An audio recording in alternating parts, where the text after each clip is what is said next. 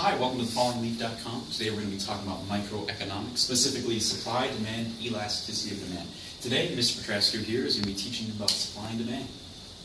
Okay, so we're going to start with drawing our supply and demand graph. So you're going to have a graph. You're going to label your y-axis price, or P, and you're going to label your x-axis Q, or quantity.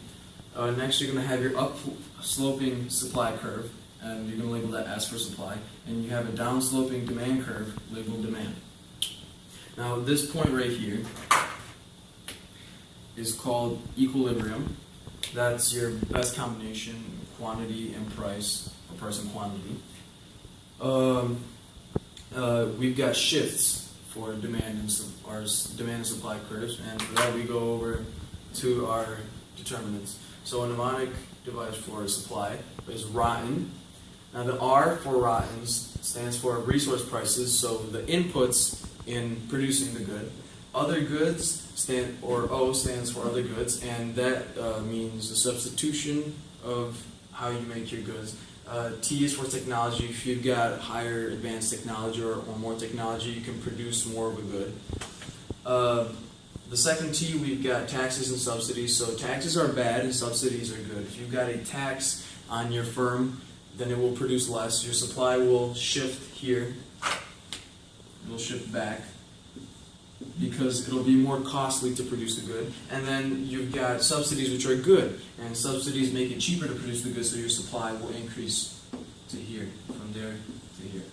Next, we have expectations of price, which basically, like, if you expect the price to increase next week, you're going to buy more today. And if you expect the price next week to be cheaper and the price is higher today, you're going to wait until next week to buy more. You've got number of sellers, so the number of sellers in your market or economy. If you've got more sellers, you've got more supply, a higher supply. You've got more people you can buy the good from. Next, we're going to talk about demand.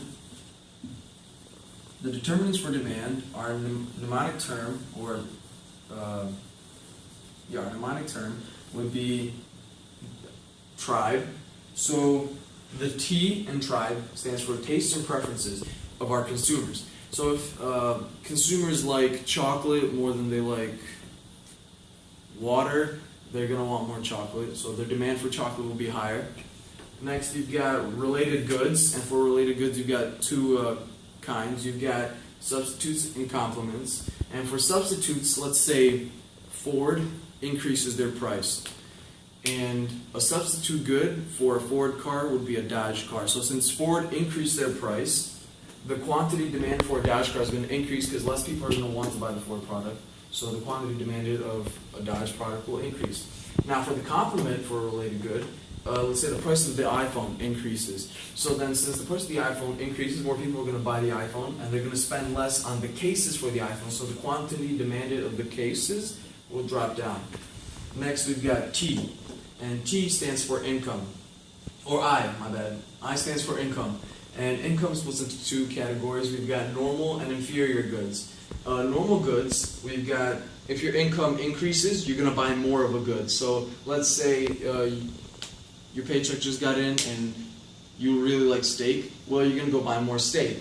Now for inferior goods, if your income increases, you're going to buy less of the good. So let's say you just get out of college, you have your job. Well then, you're going to buy less of Kraft mac and cheese. Okay, you're going to go out, since you have more money, you're going to buy that steak. Next, we've got B, the number of buyers. If you've got more buyers in an economy, the demand increases, or you have a higher demand. And then E for expectations of price. Like I said before, if you know that next week, okay, let's say gas. If you know that this week gas is $2.50 and next week gas is going to be $5, you're going to buy more gas this week than you are next week. Now, for an example, I'm going to use apples. Okay, let's say that studies show that apples are bad for people. Okay, they're not good. Well, then there's going to be less demand. People are going to be like, whoa, I'm not buying that anymore. So your demand is going to decrease here from demand 1 to demand 2. What's that going to cause? Well, you've got your first price here. Let's say this was $5. Okay, so originally they were $5. Well, now since the demand is less and nobody really wants to buy apples, the price has dropped to about, let's say, $3. And let's say another example for supply.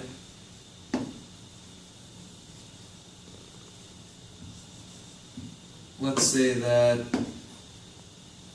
Ferrari increases the amount of robots they have in their production line. So the original price for a Ferrari, let's say, was $500. Okay, and now since it's easier for them to produce their car, that means that the supply is going to increase to here. Okay, so they can produce more cars for a cheaper price, so they produce more. And since supply has increased, supply too, the price decreases. And now the Ferrari is going to be worth, or is going to be bought at a price of $300. And that is your supply and demand lesson. Alright, so now we'll be talking about elasticity of demand. Now, what is elasticity of demand? Elasticity of demand is how responsive or how sensitive consumers are to a change in price. So say if you as a consumer are very sensitive or very timid in a price of, let's say, an increase to pop. For example, if we were to use pop. Now, so say that the price of pop were to increase. You as a consumer, if you were to buy more continuously, you are less sensitive to this price change. That means you are therefore inelastic. Now, if you were to stop buying this, that means you are more sensitive to this change in the price of pop, therefore making you elastic. Now, here's how we can explain elasticity of demand.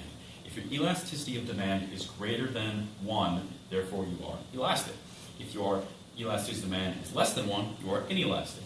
If your elasticity of demand were to equal 1, you would be unique-elastic.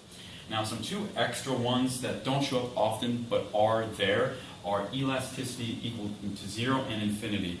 How we can show this graphically are this. Elasticity of demand, once equal to 0, would make your demand for the good perfectly inelastic. Demand is here, total revenue in the Y, quantity in the X. Now, this is when it equals 0. Now the next one, once when it equals infinity, your demand is going to be perfectly elastic. Demand here is infinity, as shown here. Now, ways how we can find your elasticity of demand, there are two ways. First is this equation here. The percent change in quantity demanded in the top, and the percent change of price in the bottom. For example, if we had a price change of an increase by 25% here and a quantity decrease by 50%, we could show this here. If we have our quantity here changes by, let's say, 50 here, and then price increases by 25, that would be in the bottom here. Once we do that, we get a grand total of 2. Now, since it's 2, that is therefore greater than 1. That makes that completely inelastic. Now, the second one that we have is the total revenue test, or TR. The equation you're going to want to remember for this one is TR equals price times quantity, or TR equals P times Q. Now, the way how you know to use this correctly is that if your total revenue change is similar, meaning